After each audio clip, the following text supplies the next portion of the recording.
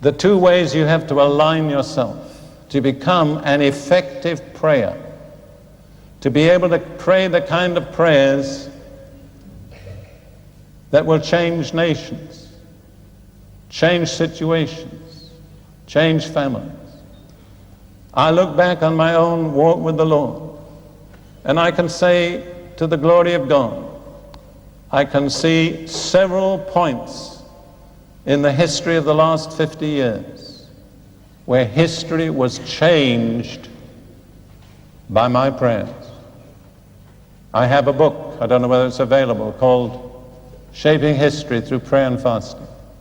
And in it I give about 4 or 5 specific examples of history changed when I prayed the will of God. I was saved in Britain in the army in 1940, and 1941, and just a few weeks later I was sent overseas with my unit to North Africa. I spent the next 4.5 years in the Middle East, and during that time my unit took part in the longest retreat recorded in the history of the British Army. 750 miles from a place called El Agheila in Tripoli to the well-known place in Egypt, El Alamein. And I can tell you it's somewhat depressing to be retreating continually for 750 miles, particularly in a very barren and unattractive desert. And there I was, newly converted. I hadn't had any opportunity to attend church. All I had was the Bible and the Holy Spirit. And I thought to myself, I ought to be able to pray about this situation intelligently. And I knew I didn't know what to pray. So I said, in my naive way, Lord, show me how you want me to pray.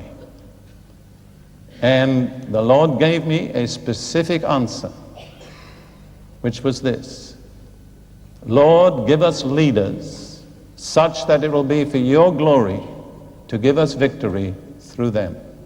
Now, I was less than a year old in the Lord when I prayed that prayer. And I prayed it consistently.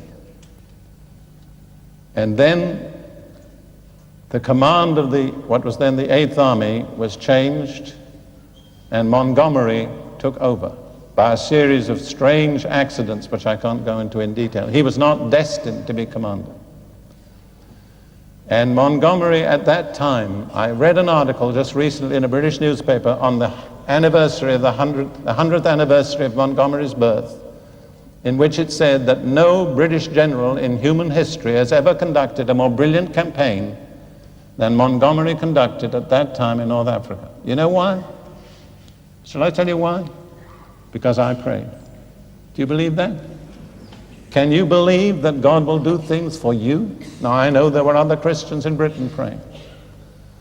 And after the Battle of El Alamein, which was the turning point of the war in that area, had been fought, I was with my unit's lorry in the desert somewhere, and there was a little portable radio on the tailboard of the lorry, and there was a newscaster giving an eyewitness account of the scene at Montgomery's headquarters the night before the Battle of Alamein was fought. And he reported how General Montgomery came out and called together his officers and his men and said, "Let us ask the Lord, mighty in battle, to give us the victory." And when I heard that, I don't know whether you know what heaven's electricity is like, some of you do, but it went right through me from the crown of my head to the soles of my feet, and God spoke to me inaudibly, "That's the answer to your prayer." You see, to be able to pray like that is worth more than all the fortune in this world. A person who can pray like that is more influential than the general that wins the victory, the government that controls the general. Now, I haven't always prayed that kind of prayer. Sometimes I got bogged down in my own little petty concerns and my limitations. and I got praying, give me, help me, bless me, heal me. There's nothing wrong in asking God to heal you.